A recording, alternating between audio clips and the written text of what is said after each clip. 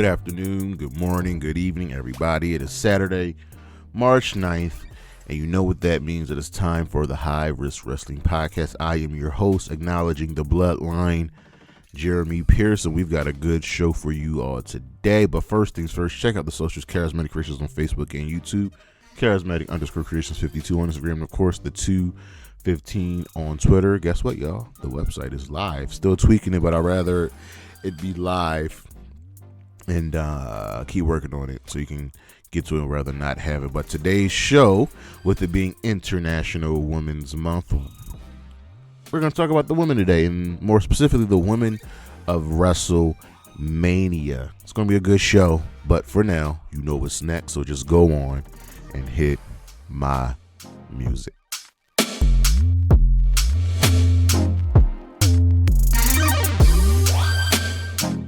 So, with today's list, I wanted to look at the future women who are the next women of WrestleMania. We got some rookies in here, and we've got some veterans in here. So we're going to start with number 5, Zelina Vega. She actually hasn't done much in the company in the ways of championship wins. I think all she has is one tag team championship reign. That's when she was Queen Zelina. I think that's they used that to entice her to come back to the company and to drop her union talk. But she really hasn't done much there. But we saw how over she was, albeit it was in Puerto Rico, when she was taking on Rhea Ripley for the women's championship. Zelina Vega is over, competent in the ring. She's got a good group of people behind her with the LWO. It's time for her to get some kind of big win at WrestleMania. Number 4, Liv Morgan. Liv Morgan, probably behind Becky, Rhea, let's say Bayley and Bianca. It's probably the most over women after them. She's extremely popular with the fans. We have seen her growth from NXT to being a multi-time tag team champion, a former women's champion, yet she really hasn't had that marquee match on the grandest stage of them all at WrestleMania. And I think she's really, really earned that. I think it's time to show that she's falling into this world of being the extreme wrestler on the main roster, and that works for her because there really isn't one, and she's the one wrestler willing to take the big risk, and I would love to see her take that risk at WrestleMania. Number 3, Roxanne Perez. I've told you time and again, she's called the Prodigy for a reason. I have no idea why she is still in NXT. My only guess is to do more character work and to get better on the mic, because she, in my opinion, she's better than every single woman in NXT when it comes to in-ring skills, and sometimes that is all you need to get over. Roxanne Perez is one of the future stars of not only the WWE but professional wrestling in general. She's so young and she has so much to accomplish. It's not a matter of if, but when Roxanne Perez gets that big moment. Number 2, Asuka. Now I know you're going to be shocked at this. Asuka, I believe, only has one win at WrestleMania. One win at WrestleMania. That to me is absolutely absurd. Let's take a look at what happened. She's lost to Charlotte, WrestleMania 34. She lost the tag team titles to Nikki Cross and Alexa Bliss, out of all people. And it was at the pandemic, but that's a match she should have dominated. She lost to Rhea Ripley, and she lost to Bianca Belair. Oh, so excuse me. Asuka has no wins at WrestleMania. None. Let that sink in.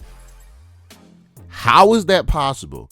Like, maybe I made it up in my mind that Asuka won a match at WrestleMania, but somehow, some way,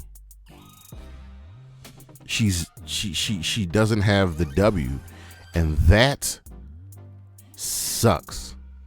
That sucks.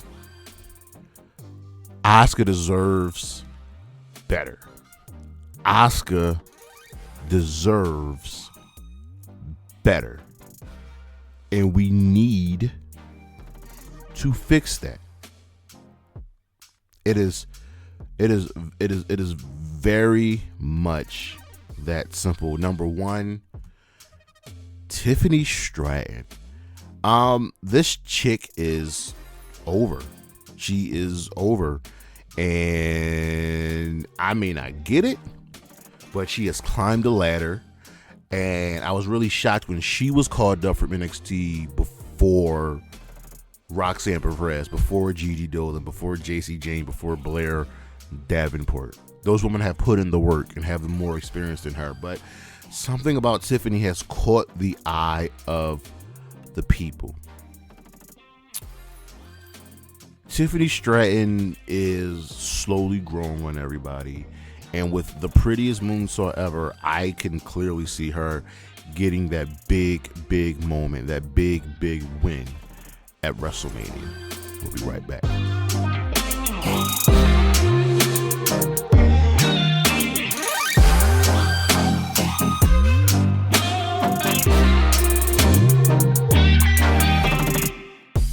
The spotlight currently shines on two people, Asuka and Kairi Sane, the current WWE Women's Tag Team Champions, after a successful defense this past week against Lyra Valkyria and Tatum Paxley. They will clearly be defending their Tag Team Championships at WrestleMania, whether it be a regular tag team match or a multi-woman match. It usually falls that way. The spotlight is on them because these are two of the best women's wrestlers on the planet, period, bar none. And if you just listen on the episode list, Asuka doesn't have a win at WrestleMania. A woman that has accomplished so much in WWE. She's won a Royal Rumble. She's won a Money in the Bank match. She's won a TLC match.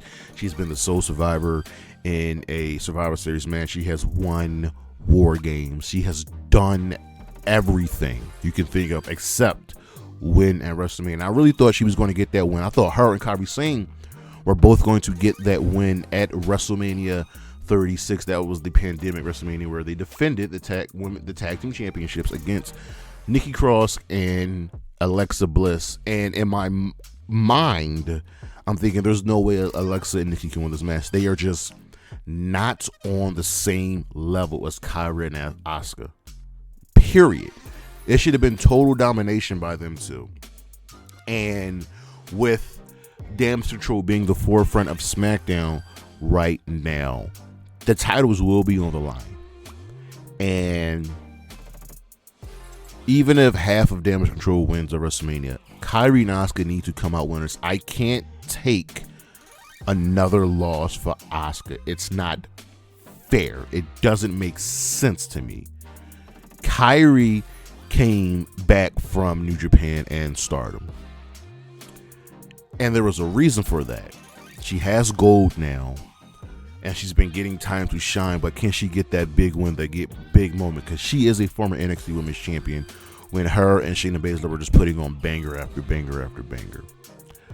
These two women have earned the right to call themselves champions, and they've earned the right to win at WrestleMania. There aren't many women that can stand up to them in the ring, and they deserve this. They deserve that moment. We'll be right back.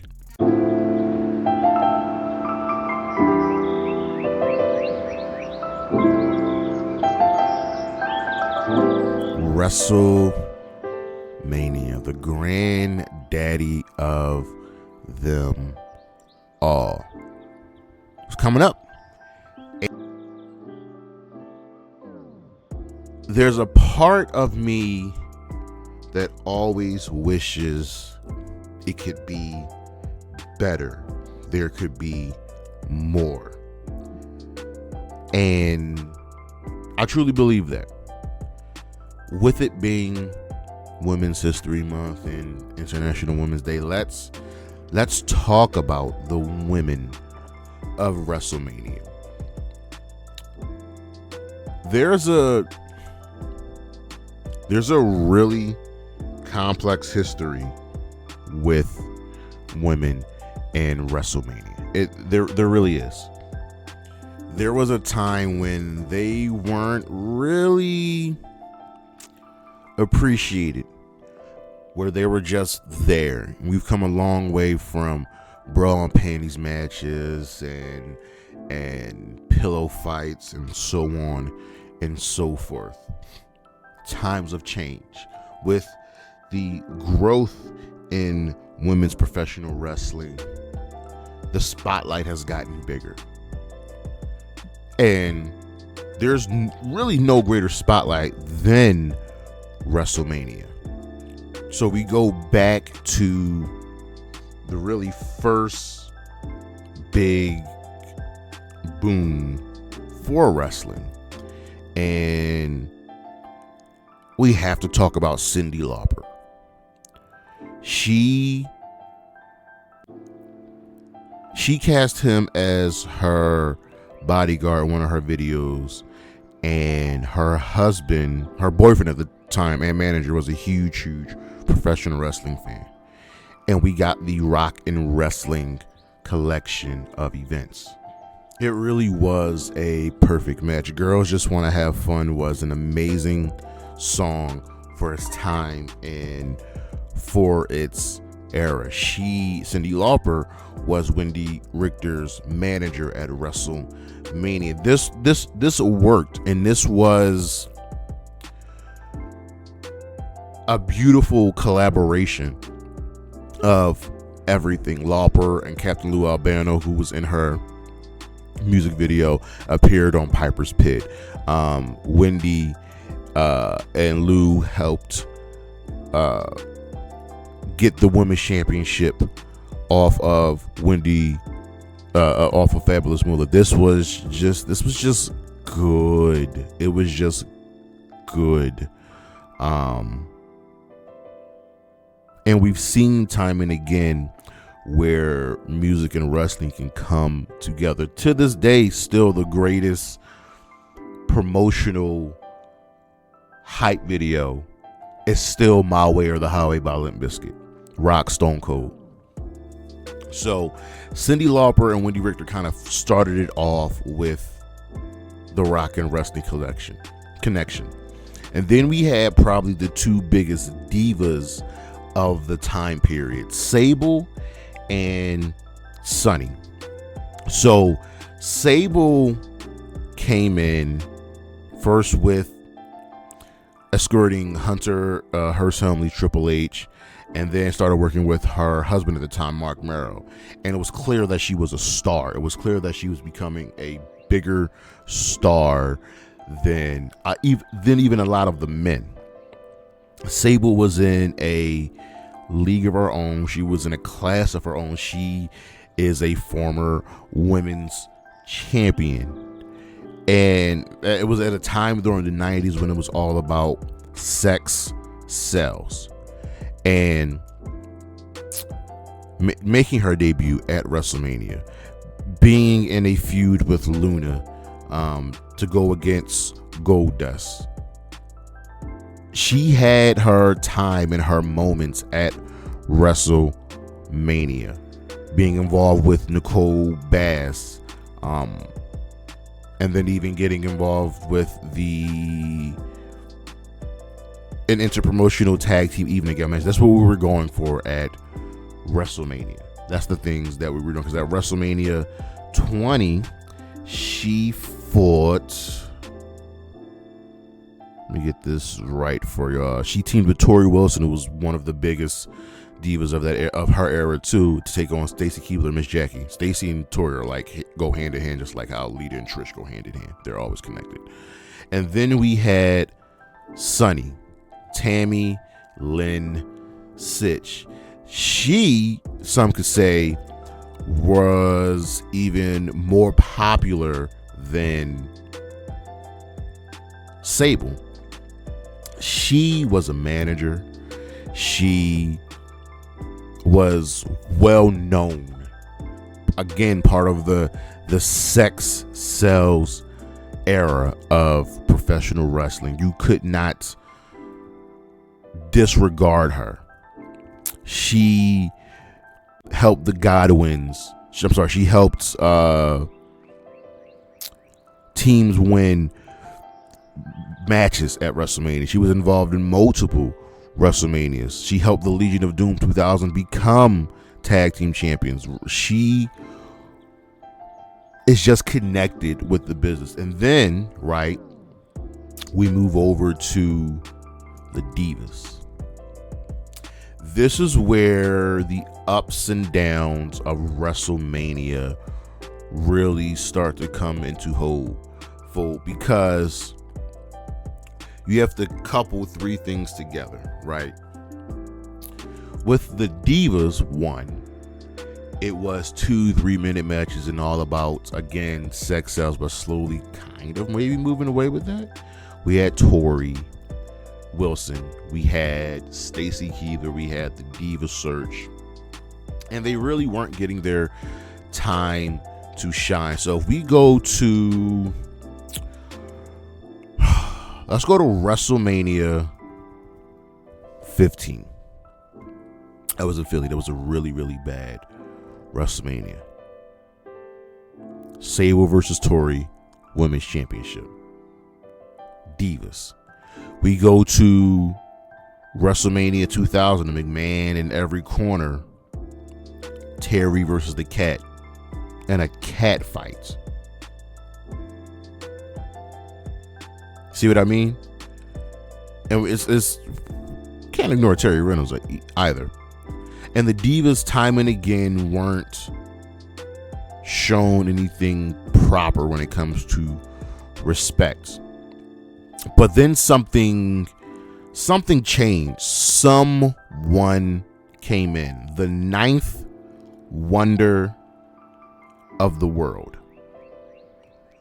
China. Starting out as a bodyguard, being in DX, China was different. China was the ultimate equalizer.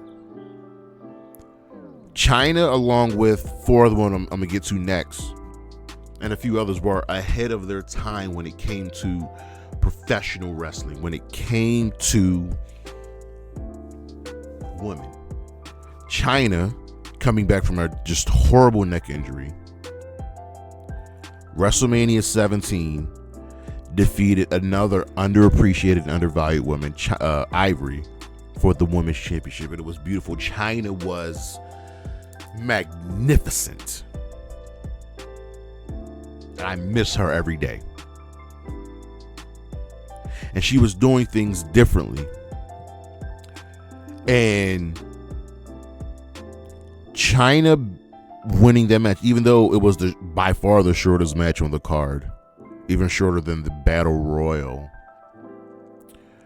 it showed that the women could be more. The women could be different. They don't all have to be supermodels. And then came four women right after China that changed how we perceive women's wrestling. Lita, Trish, Jazz, Victoria. These four women were ahead of their time, ahead of their curve, and two of them are highly celebrated, Lita and Trish, whereas Jazz and Victoria aren't celebrated as much, and they should be. Beth Phoenix is now being celebrated more. So is Molly Holly. As much as I dislike her, Michelle McCool. But Lita and Trish captured the wonder and imagination of everybody because they were so different. They both started out as managers, managing a tag team. Well, Lita started out managing S.A. Rios, then she moved over to managing the Hardy Boys. Trish Stratus started managing TNA, Test and Albert, TNA. Lita was able to be herself while Trish was shackled with being, well, TNA. But they weren't going to be beholden to those chains, and broke out more and more, much to the point where they had the first ever women's main event on Monday Night Raw. Jazz and Victoria. Jazz defeated Lita and Trish in a triple threat match at WrestleMania 18. It's a very, very undervalued and underappreciated match. Jazz was ahead of her time. Jazz paved the way for women like Rhea Ripley and Bianca Belair and Jordynne Grace. Then we get to WrestleMania 19, where Trish defeated Victoria and Jazz in a triple threat match. And then, if I remember correctly, WrestleMania 20, Victoria defeated another woman who was ahead of her time and much appreciated, Molly Holly. So we get these women showing that we are more than just TNA, and we can be unique, and we can be different. Because at WrestleMania 21, we got the changing of the guard. So Trish Stratus was still here. She defeated Christy Hemme. And then we get to 22. Who could forget? Mickie James, Trish Stratus. You see where we go? Trish Stratus had to be on the card. But on that same card, we had Tori Wilson and Candice Michelle in a Playboy pillow fight. So we take steps forward just to take steps back. But Lita, Jazz, Trish, Victoria were breaking the mold. They were changing the game. We get to WrestleMania 23. Take a little step back, because we have Alina, who was a little mixture of wrestler and diva, taking on Ashley Massaro in a lumberjill match. So all the goodwill we built up before, we kind of lost. We get to 26, and we start getting Beth Phoenix and Melina. We start getting integration with celebrities. Time passes, and we still have a little bit of divas, but we see the glint, to the glimmer there. And then we have just a downfall in Santina Marella winning the Miss WrestleMania Battle Royal. That was disgusting. You had so many talented women, a mixture of divas and wrestlers, and you have Santino win this. This was the women's only part on the card. Look who else was in this Battle Royal. Alicia Fox, good wrestler. Brie Bella, diva. Eve Torres, really good wrestler. Gail Kim, GOAT. Jackie Gator, diva. Jillian Hall, mid. George Giovanni, diva. Kata Lee Burchill, good wrestler. Kelly Kelly, diva. Layla, solid wrestler. Maria, diva. Maurice, started out as a diva, became a solid wrestler.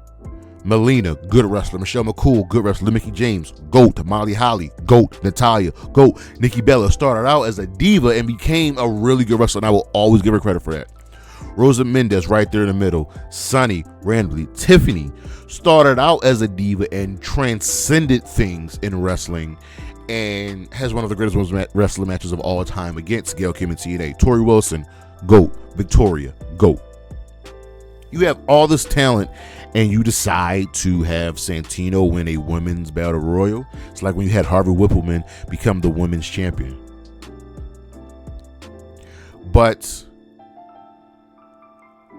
we have this down point. We have, 10 diva tag matches at WrestleMania, and nothing's really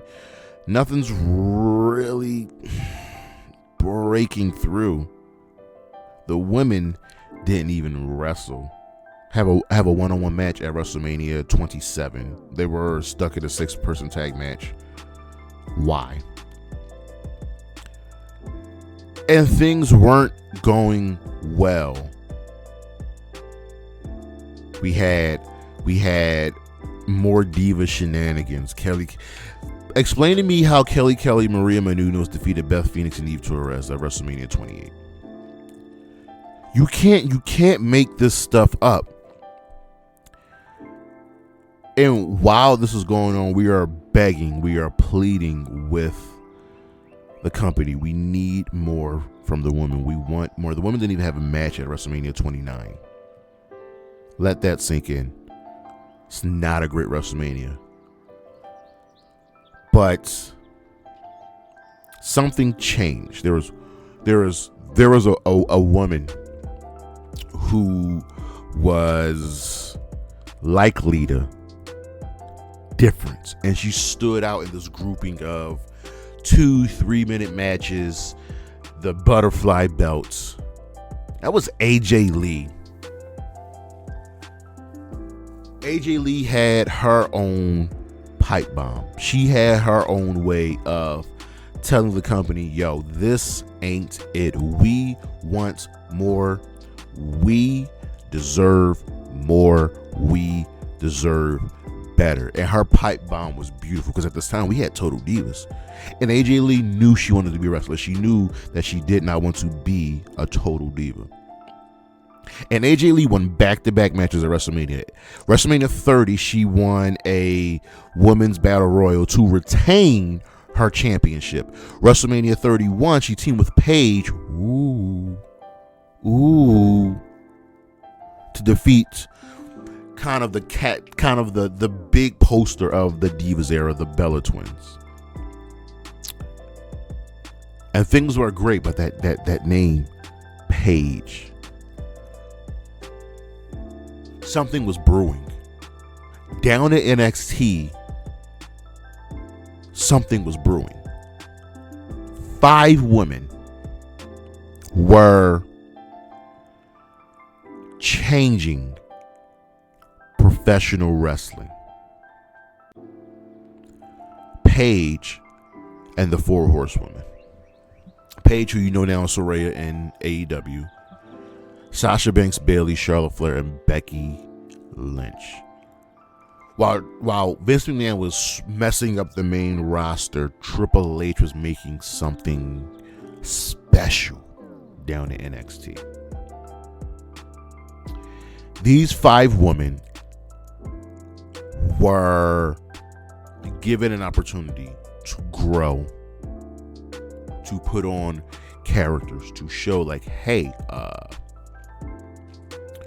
we're good.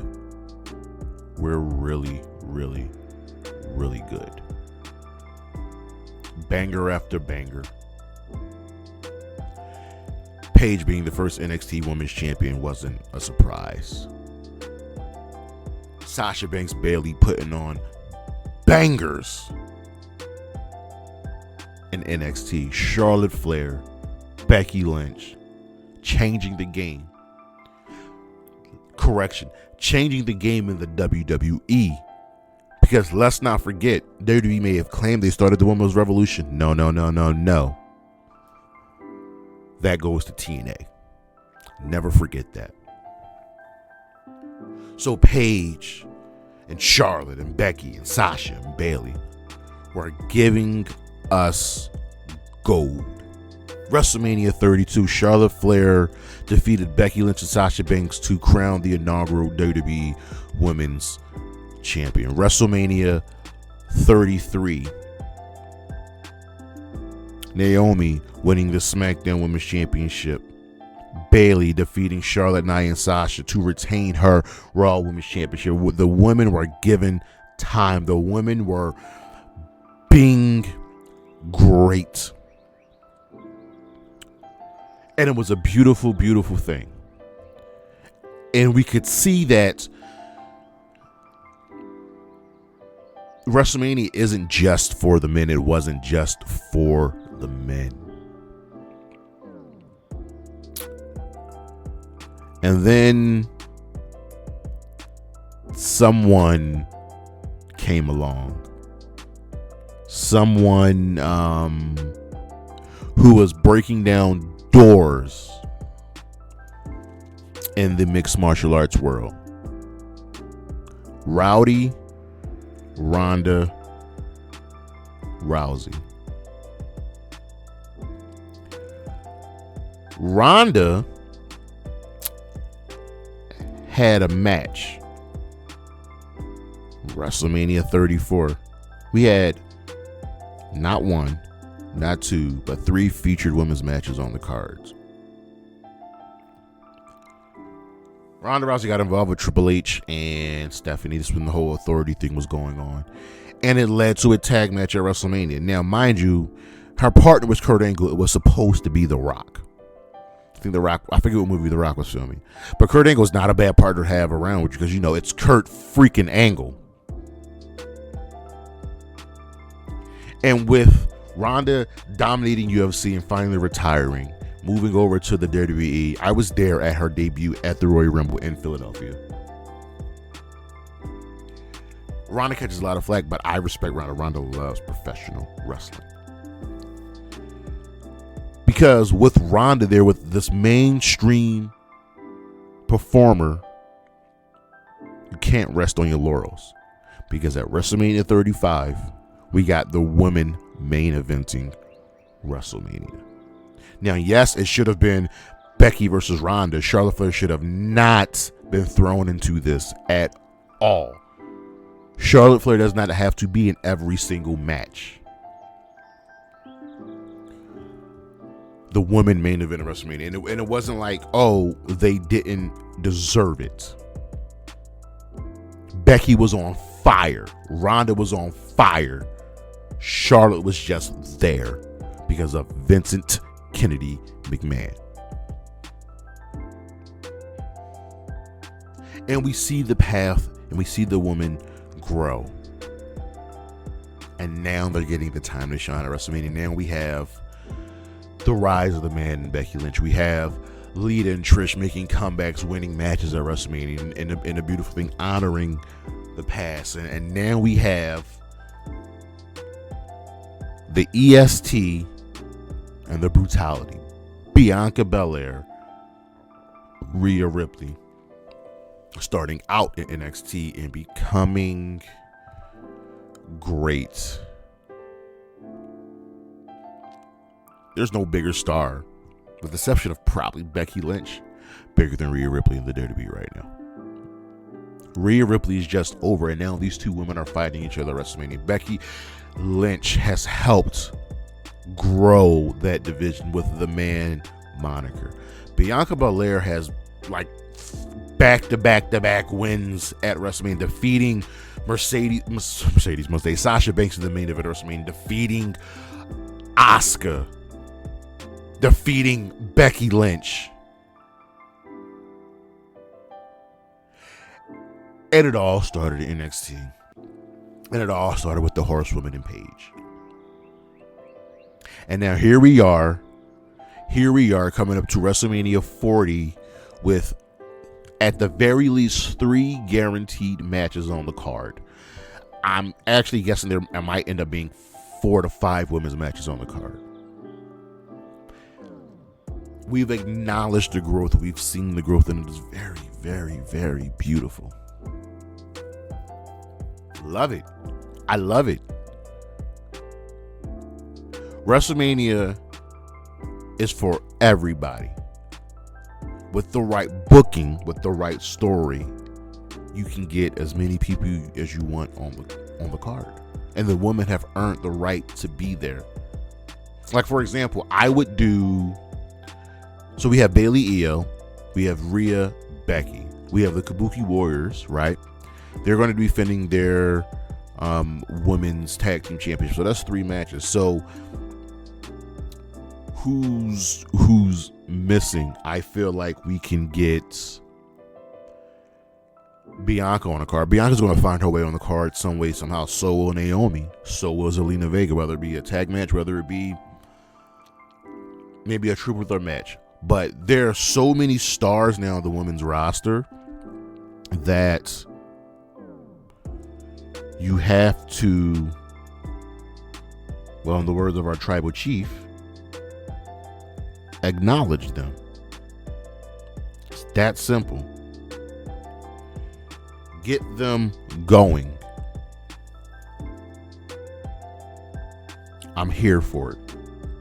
From Cyndi Lauper to the Divas to Lita and Trish to AJ Lee to the Four Horsewomen. We've seen this path and it's beautiful. We cannot stop. I, for one, am ready for more.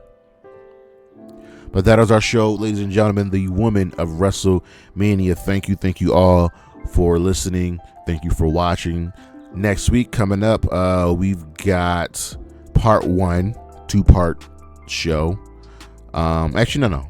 We have a list coming up, part 1 of the list, the worst WrestleMania main events since 2000. We have a flashback Friday because I didn't do one yesterday. I was under the weather. And we have episode 167 of the High Risk Wrestling Podcast, WrestleMania 35 and What Went Wrong. This is going to be fun.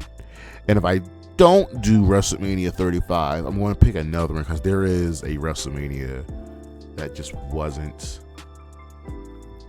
good. It's probably not WrestleMania 35. But let me know what you guys think. Greatly appreciate it. Don't forget to check out the socials, Charismatic Creations on Facebook and YouTube. Charismatic_Creations52 on Instagram, and of course the 215 on Twitter. The website is live, and as always, Gigi Dolan, Isla Dawn, Chris Statlander, Willow Nightingale, Anna J, and Bailey. Holla at your boy. Peace.